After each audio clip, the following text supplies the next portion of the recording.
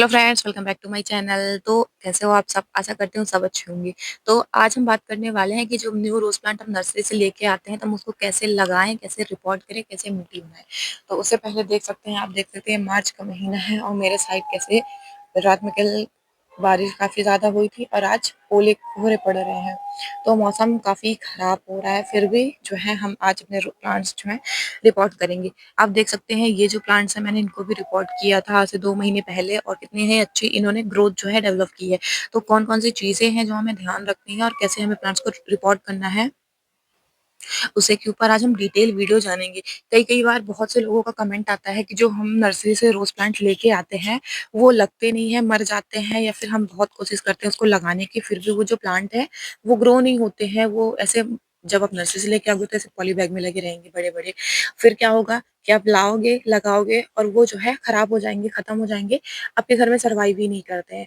तो ऐसी क्या बात है कि वो सर्वाइव नहीं करते हैं और ऐसे कैसे हम उसको लगाएं कि वो सर्वाइव कर जाए हमारे गार्डन में, कैसे मिट्टी बनाए, कैसे उनकी केयर करें, ए टू जेड इन्फॉर्मेशन इस वीडियो में मैं आपके साथ शेयर करने वाली हूँ। तो अगर वीडियो आपकी इन्फॉर्मेटिव लगे तो प्लीज वीडियो को बिना स्किप हुए लास्ट तक देखिएगा, क्योंकि बहुत से लोग क्या करते हैं कि वीडियो जो है उनको स्किप कर देते हैं और आगे चल के फिर उन्हें जो नॉलेज है वो आधी मिलती है, बाद में फिर वो कहते हैं कि हमारा जो रोज प्लांट है मर गया है।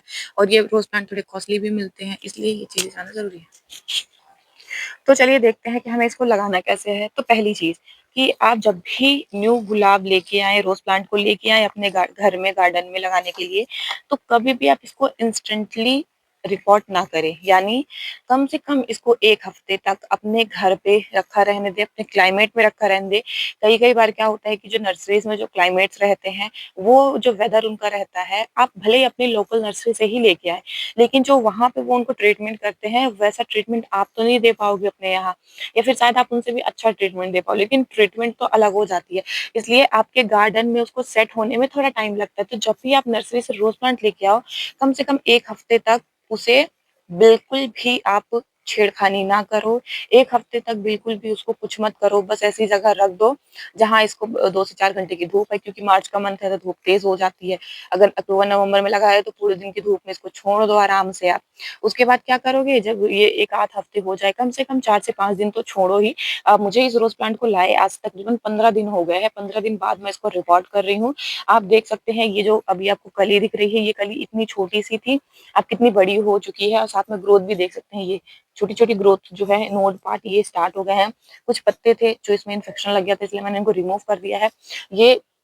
ये पिंक कलर का फूल है, काफी प्यारा लग रहा है। और ये जो फूल आप देख सकते हैं, ये एवलंच है मेरा। जो हमारा व्हाइट एवलंच होता है वो वाला है। इसका भी काफी सारे फूल खिले थे, तो मैंने क्या किया है, इनके जो फूल है उनको हटा दिया था। क्यों हटा दिया? क्योंकि जो प्लांट है उसकी एनर्जी फालतू में ले रहे थे, ज्यादा अच्छे से वो ग्रो नहीं कर रहे थे। और देख सकते हैं इसमें भी जो ग्रोथ है वो स्टार्ट हो चुकी है। ये देखिए, जो ग्रोथ है वो स्टार्ट हो गई है। तो ये रिपोर्टिंग का बेस्ट टाइम है इसके लिए। कम से कम 15 दिन हो चुके हैं इसको मुझे लाए। तो चलिए देखते हैं कि हमें मिट्टी कैसे बनानी है इसके लिए। तो ये देख सकते हैं मैं मिट्टी जो है बना के रेडी कर ली हूँ। मिट्टी मैंने कल ही बनाई है। मिट्टी कैसे बनानी है अच्छे से, इसकी फुल डिटेल वीडियो मैं अपने चैनल पे कल ही अपलोड की है। आप चाहो तो देख सकते हो अगर आप इंटरेस्टेड हो, नहीं तो ऊपर ऊपर से मैं आपको बता दे रही हूँ। ये मिट्टी क्या है, मिट्टी मेरी नॉर्मल गार्डन सॉइल है। कम से कम 50% आपको नॉर्मल गार्डन सॉइल लेनी है। उसमें 20% आपको राइस हस्क मिलाना है।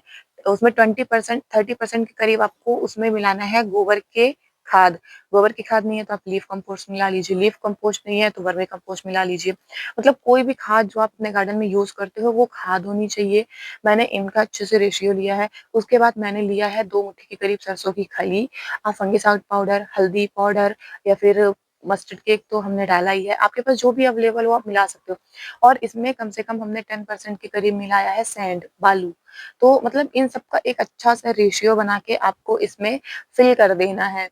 मतलब जैसे आप 40% गार्डन सॉइल ले लीजिए, 10% सैंड ले लीजिए, 30% आप इसमें कंपोस्ट ले लीजिए, 20% आप इसमें राइस हस्क ले सकते हैं। राइस हस्क क्या होता है, जो धान की भूसी होती है, जब धान हम निकालते हैं उसके छिलके, उसको राइस हस्क बोला जाता है। देख सकते हैं कितनी एकदम भुरभुरी मिट्टी बन के तैयार है। आपके पास इसमें कुछ नहीं है, कोई चीज नहीं है अवेलेबल, तो आप उसको स्किप कर सकते हो। कोई चीज है तब उसको डाल सकते हो। इसमें मैंने कंडे की राख डाली है। कंडे की राख डालने से भी बहुत फायदा होता है, प्लांट्स एकदम रिच बनते हैं। और मैंने इसमें जो सूखी हुई चाय की पत्ती होती है, यानी जो चाय की पत्ती हम चाय पीने के बाद फेंक देते हैं, वो चेक करती हुई मैंने डाली है। फुल डिटेल वीडियो मैंने इसके ऊपर बनाई है, कैसे बनाना है, किसका कैसा रेशियो होना है।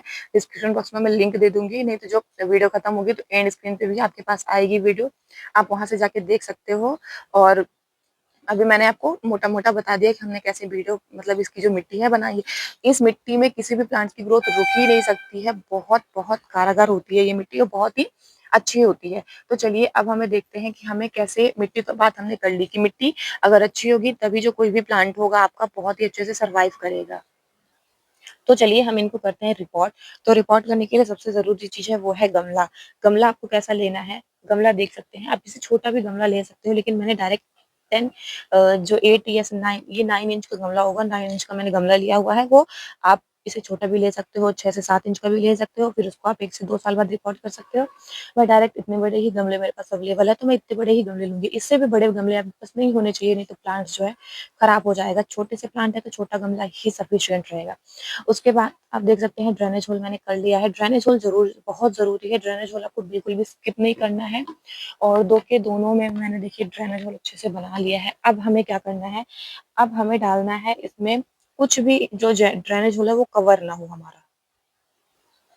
तो मेरे पास ये कुछ सीमेंट के गोले हैं, आपके पास कुछ भी कंकड़-पत्थर वगैरह हो, आप इज़िली जो है डाल सकते हैं। क्या होगा इसको डालने से यहाँ से जो मिट्टी है, वो इस ड्रेनेज होल पे नहीं जाएगी और जो प्लांट है वो बिल्कुल भी हमारा खराब नहीं होगा। अब क्या करना है, ये जो मिट्टी है हम इसमें कर लेंगे फिल, आधी मिट्टी फिल करनी है, पूरी मिट्टी भी नहीं फिल करनी है हमें। तो ये जो मिट्टी है अच्छे से हमने इसको मिलाया है, अब इसको हम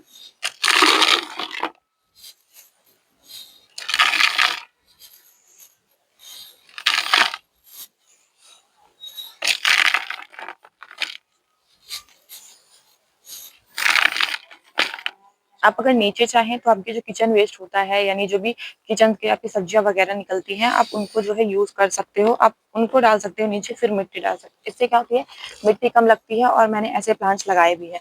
अगली और सबसे इम्पोर्टेंट चीज़ क्या है, ये जो प्लांट है इसको हमें निकालना कैसे है और कैसे इसकी रिपोर्टिंग करनी है।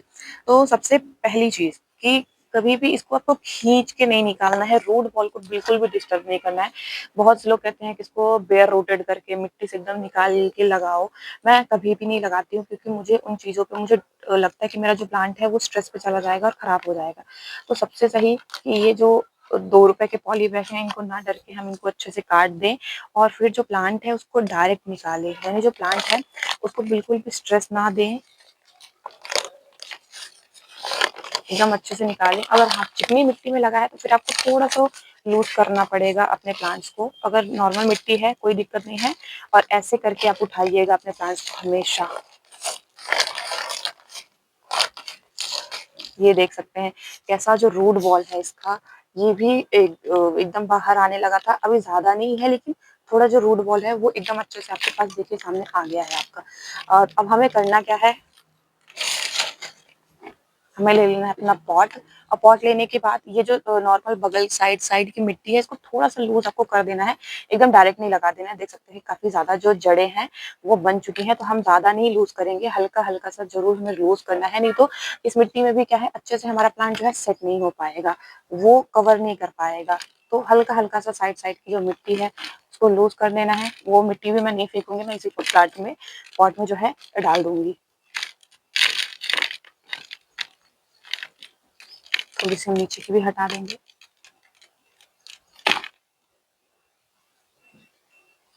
ये मिट्टी जो है थोड़ी-सी चिकनी है, ज़्यादा इसमें कोई भी कुछ भी यूज़ नहीं किया गया है, इसलिए हटाने में थोड़ी-सी दिक्कत मुझे आ रही है। अब क्या करना है, हमें अपने प्लांट्स को रख देना है।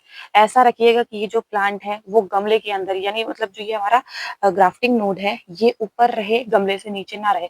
तो अगर हम ऐसे फ़िल करेंगे तो थोड़ा नीचे जा सकता है हमारा प्लांट, इसलिए थोड़ी-सी मिट्टी मैं और डाल दे रही हूँ।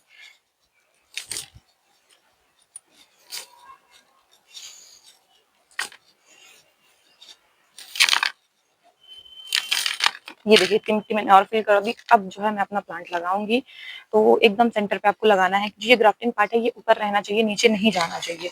अब साइड-साइड से हम फिर से जो पूरी की पूरी मिट्टी है, वो कर देंगे फिल।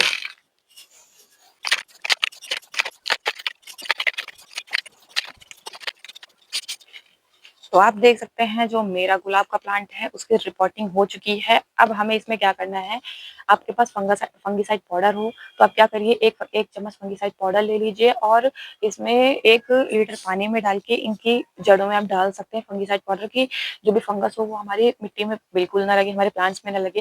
बाकी जो मेरी मिट्टी है वो एकदम सूखी हुई है तो फंगस लगने के ज़्यादा चांसेस नहीं है मेरे पास। बाकी अगर आपके पास है तो ठीक है, आप डाल सकते हो। मैं अभी तक फंगिसाइड पाउडर का यूज़ ज़्यादा नहीं करती हूँ। अगर आपके पास फंगिसाइड पाउडर नहीं है तो आपके पास एलोवेरा ज़रूर होगा, तो एलोवेरा को क्या करिए, छोटे-छोटे पीसेस में काट के उसका पेस्ट बना लीजिए। पेस्ट बनाने के बाद आप इसमें यूज़ कर सकते हो, वो बहुत इंपॉर्टेंट है। अगली चीज़, आपको जो भी खराब ब्रांचेस अपने प्लांट्स में दिखो उसको रिमूव कर देना है, ब्रांचेस में चाहे पत्तियाँ हो। आप जैसे ये पत्ती देख सकते हैं, सारी की सारी पत्ती हमें नहीं हटानी है, नहीं तो प्लांट जो है हमारा फोटोसिंथेसिस नहीं करेगा और जो प्लांट है वो खराब हो जाएगा। ये देखिए यहाँ पे कैसे ब्लैक ब्लैक स्पॉट्स जो है पड़े हुए हैं और ये जो है इन्फेक्शन होता है प्लांट्स में, तो इससे हमें अपने प्लांट्स को बचाना है। तो नीम ऑयल का स्प्रे सबसे अच्छा ऑप्शन होता है, नीम ऑयल का स्प्रे कर सकते हैं आप। ये देखिए, ये जो लीव्स हैं इनको भी मैं ज़रूर हटा दे रही हूँ। क्यों? क्योंकि एकदम से नहीं हटाना है सारी पत्ती, नहीं प्लांट्स खराब हो जाएगा। अगली चीज़ क्या है कि ये देखिए जो ऊपर से यहाँ पे फ्लावर था मेरा, मैंने फ्लावर कट किया है, उसके बाद ये ब्लैक होने लगा, यानी ये डाई बैक की प्रॉब्लम है। तो इसको कम से कम यहाँ से हमें हटा देना है और अब इसके ऊपर या तो हम एलोवेरा जेल लगा दें या फिर फंगिसाइड पाउडर लगा दें। ऐसे डायरेक्ट नहीं छोड़ना है। अगर आपने कट करने के बाद डायरेक्ट छोड़ दिया तो प्लांट हमारा खराब हो जाता है, प्लांट बिल्कुल भी सर्वाइव नहीं करता है। बस आपको इतना लगाना है और 1 इंच का गैप रखना है ताकि जब पानी डाले तो वो नीचे चला जाए। बाकी अभी ये जो पानी डालूँगी 2-4 दिन में जब ये सेट हो जाएगा तो मिट्टी थोड़ी और दब जाएगी, तो थोड़ा और स्पेस यहाँ पे बन जाएगा। तो चलिए हम अपना दूसरा जो भी प्लांट है उसको भी रिपोर्ट करते हैं और फिर देखते हैं कि आगे हमें क्या करना है, कहाँ रखना है, कैसी कंडीशन में रखना है हमें इसको।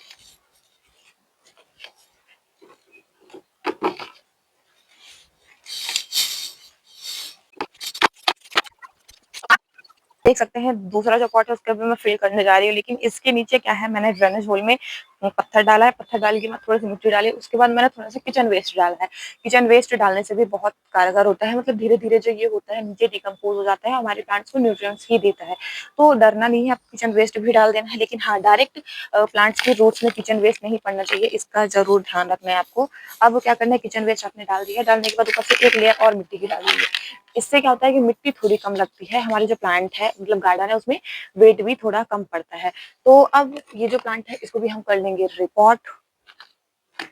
पहले इसको हम अच्छे से निकाल लेंगे।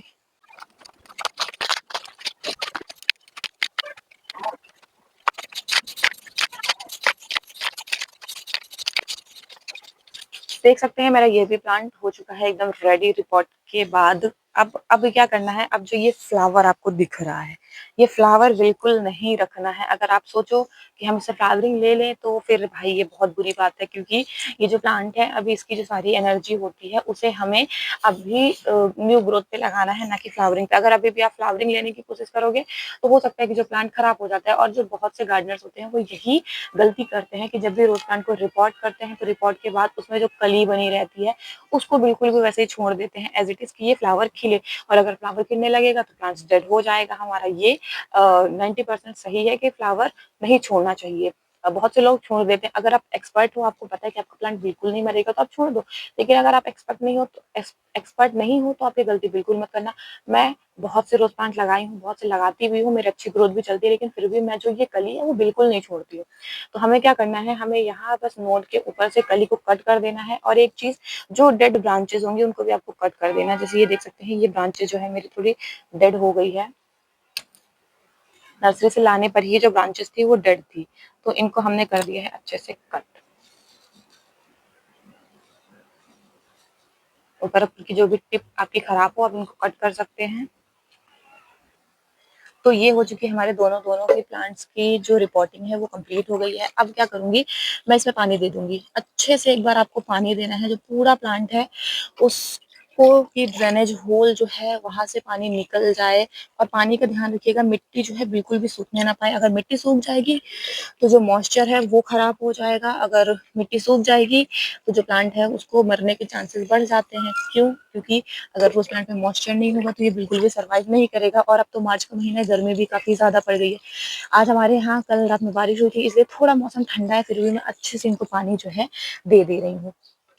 देखिए जो एक्स्ट्रा वाटर था ड्रेनेज होल से कैसे पूरा का पूरा जो वाटर है वो निकल गया है। तो बहुत ज़रूरी है, ये छोटी-छोटी चीज़ें हैं लेकिन बहुत ज़रूरी है। अगर आप इनका ध्यान रखोगे तो आपका प्लांट कभी नहीं मरेगा। और एक बहुत बड़ी चीज़ कि आपको इसको शेड में रखना है, 2 दिन से ज़्यादा नहीं रखिए, 2 दिन आप उसको शेड में रखिए। 2 दिन के बाद जब ये सेटल हो जाएगा, क्योंकि हमने इसके जो रूट बॉल है उसको हमने ज़्यादा तंग नहीं किया है, तो ये 2-3 दिन में सेटल हो जाएगा। उसके बाद फिर क्या, हमें इसको डायरेक्ट धूप में रख देना है। कम से कम 5 से 6 घंटे की जो धूप है, सनलाइट है, प्रॉपर इसको पड़े और इसके बाद जो है इसकी ग्रोथ स्टार्ट हो जाएगी। मतलब आप बोल सकते हैं 1 हफ्ते में इसकी जो ग्रोथ है वो बड़ी होने लगेगी और आपको रिज़ल्ट जो है दिखने लगेगा। फिर कम से कम आपको 10 से 12 दिन इसमें कुछ नहीं देना है, बस पानी का ध्यान रखना है और इसको धूप में रखनी है। जब इसमें ग्रोथ स्टार्ट हो जाएगी उसके बाद हम इसमें कुछ फीडिंग्स देंगे। तो फीडिंग क्या होगी, खाना क्या होगा, मैं ऑर्गेनिक चीज़ें यूज़ करती हूँ, तो ऑर्गेनिक फीडिंग, इनऑर्गेनिक फीडिंग जो भी देना है डिटेल में वो आपके साथ में शेयर करूँगी। सो आपको अगर जन बनना है मेरे इस गुलाब की जर्नी में, कैसे हम उसकी केयर करते हैं, कैसे इसको फीडिंग देते हैं, सो मेरे चैनल को ज़रूर सब्सक्राइब करिएगा और वीडियो को भी लाइक करिएगा। वीडियो को यहाँ तक देखने के लिए थैंक यू सो मच। मिलते हैं नेक्स्ट वीडियो, तक के लिए बाय बाय, हैप्पी गार्डनिंग।